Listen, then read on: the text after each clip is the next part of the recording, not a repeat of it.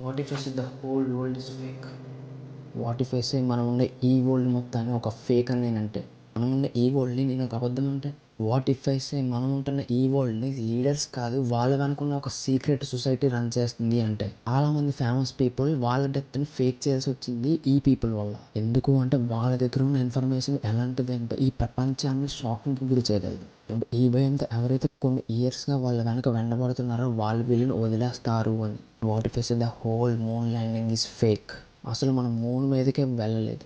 What if ఈ వరల్డ్లో ఎవరైతే 1% పీపుల్ ఉన్నారో అంటే ఎవరైతే బిలియనీర్స్ ఉన్నారో వాళ్ళందరూ reflections of lizard and reptiles అంటే, వాట్ ఇఫ్ మనం ఈ వరల్డ్లోని మనీ కోసం ఫేమ్ కోసం మనం మన సోల్ని సెల్ చేసుకోవచ్చు అంటే, ఈ పాటికి మీ అందరికీ అనిపించి ఉండొచ్చు ఈ వీడియోని ఇప్పటితో ఆపేయాలి అని. వాట్ ఇఫ్ నా దగ్గర ఎలాంటి ఎవిడెన్స్ ఉంది అంటే, వాట్ ఇఫ్ నా దగ్గర ఒక ఇండైరెక్ట్ ప్రూఫ్ ఉంది అంటే ఇవి డిస్ప్లే చేసాక మీకు కొంచెం నమ్మకం రావచ్చు. What if I have a theory? దీంతో మీరు ఓన్లీ వన్ సైడ్ కాదు 2 సైడ్స్గా చూడడం స్టార్ట్ చేస్తారు. ఈ థీరీస్ని కాన్స్పైరీ థీరీస్ అంటారు.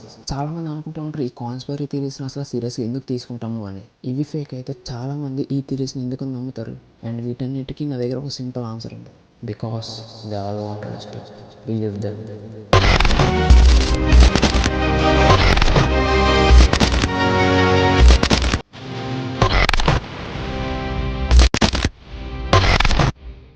10 సెకండ్స్ బ్యాక్ నేను అన్నాను ఈ కాన్స్పైరీ థియరీస్ని అందరూ ఎందుకు బిలీవ్ చేస్తారు అండ్ చాలామంది ఎందుకు వీటిని నమ్మాలనుకుంటారు అని. కొంతమంది ఈ కాన్స్పైరీ థియరీస్ని ఫేక్ అని అనుకుంటుంటారు. బట్ హిస్టరీ చెప్పేది ఒకటే, biggest conspiracies are ones called myths. ఈ వరల్డ్లో జరిగేది మొత్తం అంతా నార్మలే అయితే గవర్నమెంట్ ఒక కేసుకి సంబంధించిన ఫైల్స్ 50 years to 100 years వరకు దాచి ఉంచాల్సిన అవసరమే లేదు. నిజం అనేది ఎంత ప్రమాదమో దాన్ని దాచిపెట్టడం కూడా అంతే ప్రమాదం. అసలు చెప్పాలంటే ఈ కాన్స్పైరీ థియరీస్ అనేవి మనకు ఒక టైప్ ఆఫ్ పర్పస్ని ఇస్తాయి. మీకు ఏదైనా ఒక సీక్రెట్ తెలిసిందండి మనం ఒక స్పెషల్ పర్సన్ ఫీల్ అవుతుంటాం, ఎందుకంటే ఎవరికి తెలియదు మనకు ఒకటి తెలిసింది అని. అండ్ మన లైఫ్ మనకు ఒక్కొక్కసారి అనిపిస్తుంటుంది చాలా బోరింగ్గా నడుస్తుందని. రొటీన్ లైఫ్, అదే స్కూల్, అదే కాలేజ్ అండ్ అదే హౌస్ అండ్ అదే టీవీ అండ్ చాలా వరకు ఒకటే పని. ఇంక ఇదంతా మనకు ఒక లూప్లో అనిపిస్తుంటుంది. అండ్ ఈ లూప్లో ఉన్నప్పుడే కొన్నిసార్లు మనలో ఒక చేంజ్ వస్తే బాగుందని అనిపిస్తుంది. ఈ టైంలోనే మనకు కాన్స్పైరీ థియరీ తెలిస్తే ఏంట్రా నాయన అసలు దీన్ని మనం కేర్ చేయాలి, అసలు దీన్ని పట్టించుకునే అవసరం కూడా లేదని మనలో మనం అనుకుంటాం. అని అదే కాన్స్పైరీ థియరీ మన బ్రెయిన్లో ఒక చోట స్టక్ అయిపోయి ఉంటుంది అండ్ మన బ్రెయిన్లోనే అలా తిరుగుతూ ఉంటుంది. ఎప్పుడైతే ఈ కాన్స్పైరీ థియరీకి సంబంధించిన ఒక ప్రూఫ్ కానీ ఒక ఎవిడెన్స్ కానీ దొరుకుతుందో అప్పుడు మనకు అనిపిస్తుంది ఈ కాన్స్పైరీ థియరీ అనేది ఒక రియల్ అని. అండ్ ఈ వరల్డ్ మనం ఎలాగైతే అనుకున్నామో అలాగ లేదు అని. కొన్ని కాన్స్పైరీ థియరీస్ మనకు చాలా ఇంట్రెస్టింగ్ అనిపిస్తాయి. Example honey Singh. क्योंकि मैं 2012 से भगवान को मानना बंद कर दिया था.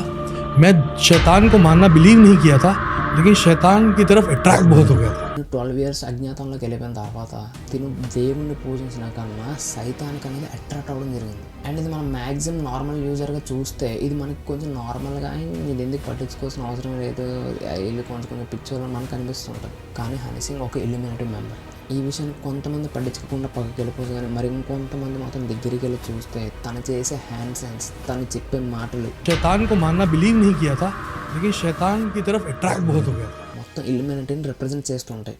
ఏవైతే కొన్ని హనీ సింగ్ ఫొటోస్లో మీరు ట్రయాంగిల్ సింబల్ని తను రిప్రజెంట్ చేస్తూ ఫొటోస్ దిగి పెట్టాడో దట్స్ ఎ సింబల్ ఆఫ్ ఇల్యూమినాటీ. చెప్పాలంటే హ్యూమన్స్కి స్టోరీస్ అంటే చాలా ఇంట్రెస్ట్. రియల్ వరల్డ్ చాలా బోరింగ్ ఉండొచ్చు, కానీ కాన్స్పైరీ థియరీస్లో మాత్రం వరల్డ్ అనేది ఒక స్కేరీగా, ఒక మిస్టరీగా, ఒక థ్రిల్లింగ్ అనిపిస్తుంది. అందుకే బ్రెయిన్ కాన్స్పైరీ స్టోరీస్ని చాలా సింపుల్గా గ్రహిస్తుంది అండ్ వాటిని గ్రహించడమే కాదు వాటిని యాక్సెప్ట్ కూడా చేస్తుంది.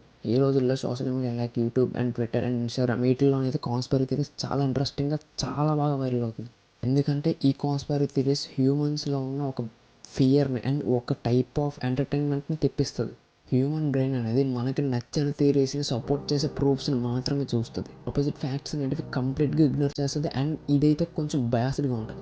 వన్స్ మనం కాన్స్పైరీని నమ్మడం స్టార్ట్ చేస్తే అది ఫేక్ అని యాక్సెప్ట్ చేయడానికి మనకి ఈగో అడ్డు వచ్చేస్తుంది అండ్ ఈగో అయితే ఒప్పుకోదు.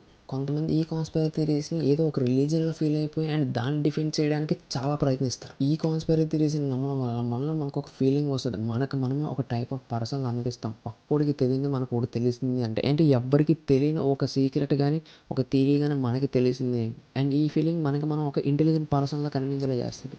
అండ్ ఇందులో ఉన్న కొన్ని డార్క్ సైడ్స్ ఏంటంటే చాలామంది అండ్ కొంతమంది ఈ కాన్స్పైరీ థియరీస్ని చాలా వరకు స్ప్రెడ్ చేసి డబ్బులు సంపాదిస్తూ ఉంటారు, ఫేమ్ సంపాదిస్తూ ఉంటారు అండ్ చాలా వరకు వీళ్ళ బ్రాండ్ కొలాప్స్ అయితే సంపాదిస్తూ ఉంటారు. ఇక్కడ వీళ్ళందరూ భయాన్ని నమ్ముతున్నారు. ట్రూత్ని కాదు, నిజాన్ని వీళ్ళు ఎప్పుడు బయటకు చెప్పరు. అకార్డింగ్ టు హ్యూమన్ బ్రెయిన్ ప్రతి ఒక్కరికి ఒక విలన్ అయితే కావాలి. ఇప్పుడు ఆ విలన్ అయినా కూడా ఈ బ్రెయిన్లో లేకపోతే బ్రెయిన్ ఇంకోటి క్రియేట్ చేస్తుంది, అండ్ ఆ విలన్తోనే మనం చాలా వరకు పోరాడుతూ ఉంటాం. ఎప్పుడైతే మనం ఈ కాన్స్పిరసీ థియరీస్ లోపల పడిపోతామో ఆ టైంలోనే ఇక్కడ ఒక పారానార్మల్ యాక్టివిటీ జరిగినా, ఏదో ఒక సంథింగ్, ఏదో ఒక స్ట్రేంజ్ జరిగినా సరే మనం అంత ప్రీ ప్లాన్గా జరిగింది అనుకుంటాం. అండ్ ఈ కాన్స్పిరసీ థియరీస్ నమ్ముకుంటే లైఫ్ అనేది ఒక ప్రెడిక్టబుల్గా అనిపిస్తుంటుంది. అండ్ ఒకరు ఇద్దరు నమ్మితే దీన్ని మాత్రం ఇగ్నోర్ చేయొచ్చు, కానీ కొన్ని వందల మంది చాలామంది నమ్ముతుంటే అందరూ దీన్ని ట్రూత్ అనుకుంటూ ఉంటారు. సో దీన్ని సోషల్ మీడియాలోనే అందరూ యూజ్ చేసుకుంటూ ఉంటారు. చాలామంది టీనేజర్స్కి క్యూరియాసిటీ అనేది చాలా ఎక్కువ, అండ్ ఇందులో వచ్చేసరికి ఫియర్ ప్లస్ క్యూరియాసిటీ రెండు కలిపి ఒక అడిక్షన్లో అయిపోతుంది. లాస్ట్కి మీరు ఈ లూప్లో పడిపోయి బయటకు రావడం అనేది కొంచెం చాలా కష్టం. అండ్ ఈ లూప్లో పడిపోయినప్పుడే మీరు అందరికన్నా చాలా స్మార్ట్గా అనిపిస్తుంటారు, అండ్ చాలామందికి ఒక కూల్ పర్సన్లా కనిపించాలని చాలా థియరీస్ అనేది బయటకు చాలా వరకు వాగేస్తూ ఉంటారు. ఎప్పుడైతే ఒక్క ఇన్సిడెంట్తో చాలా వరకు థియరీస్ వస్తాయో అప్పుడు జనం అందరూ నిజాన్ని మర్చిపోతారు.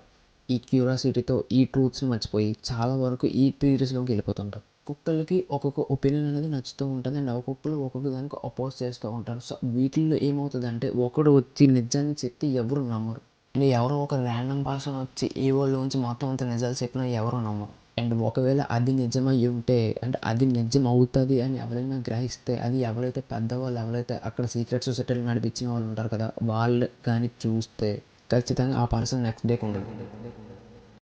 అండ్ అదే పర్సన్ కానీ యూట్యూబ్లో వీడియోస్ కానీ లేదంటే నార్మల్ బయట ర్యాండమ్ ట్విట్టర్ వీటిలో కానీ ఇట్లా పోస్ట్ చేస్తూ ఉంటే యూట్యూబ్ అనేది కమ్యూనిటీ గైడ్లైన్స్ ద్వారా దాన్ని బ్లాక్ చేసేస్తుంది. అండ్ ట్విట్టర్లో అయితే ఇంకా మీరు ఊహించుకునే అవసరం లేదు. ఆ ట్వీట్ కానీ అతనికి నచ్చలేదు అంటే, అక్కడ ఎవరైతే సీక్రెట్ సొసైటీ వాళ్ళు ఉన్నారు కదా వాళ్ళకి నచ్చలేదు అంటే తను అయిపోతుంది. సపోజ్ అనుకున్న ఒక పర్సన్ నేను కానీ వచ్చి బయట ఇలా మాట్లాడుతుంటే సంథింగ్ ఒక సొసైటీ గురించి కానీ ఒక ఇది కానీ గురించి అలా ఎక్కువ మాట్లాడుతూ ఉంటే, అలా దీని గురించి రిపీటెడ్గా అందరం ఒక లూప్లోకి తీసుకెళ్తూ ఉంటే ఎవరైతే ఆ సొసైటీ మెంబర్స్ ఉన్నారో వాళ్ళు నెక్స్ట్ డే వాళ్ళు ఏం చేస్తారో మీ అందరికీ బాగా తెలుసు.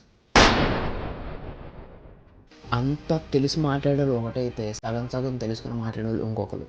సో ఇక్కడ తెలుసుకొని మాట్లాడడం కన్నా తెలియకుండా ఉన్న వాళ్ళు కామ్గా ఉండడమే చాలా వరకు best.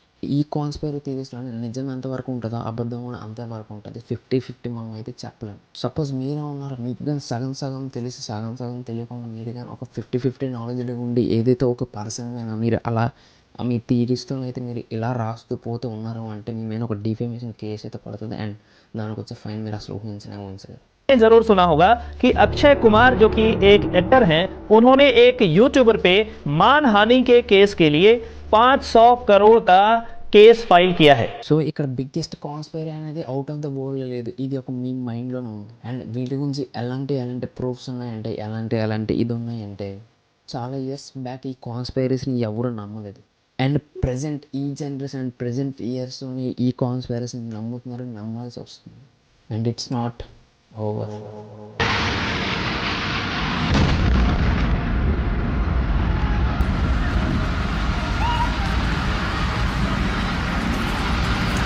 It's only time in history where the technological accomplishment cannot be repeated by any nation on earth 50 years later. To me, that proves that it's a fraud to begin with.